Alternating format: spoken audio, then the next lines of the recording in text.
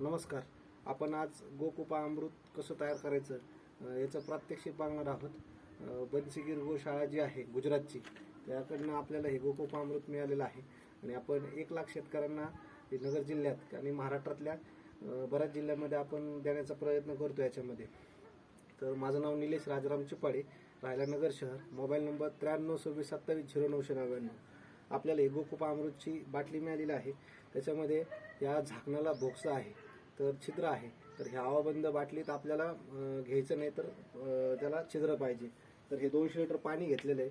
या पाण्यामध्ये आपण हे गोकुपा अमृत टाकत आहोत. ही बाटली घे.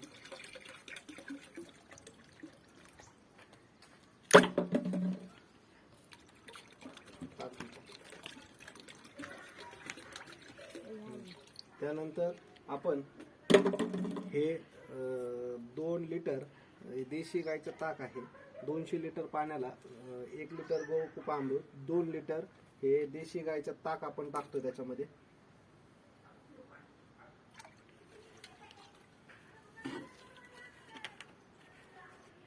आणि हे 2 किलो आपण गुळ आहे, सेंद्रिय गुळ, तो पाण्यामध्ये भिजवलेला आहे. तर तो आपण त्याच्यामध्ये आता टाकून देतो.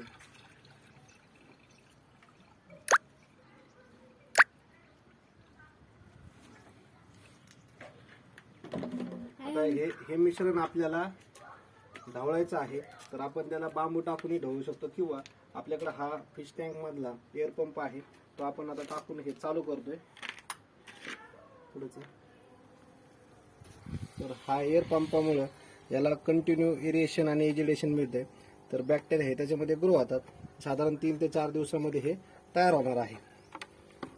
धन्यवाद. ज्या शेतकऱ्यांना आपल्याला हे याचे खूप जबरदस्त रिझल्ट आहे, ते शेतकरी आता येणाऱ्या काळात आपण हे शेतकऱ्यापर्यंत हे देणार आहोत. धन्यवाद.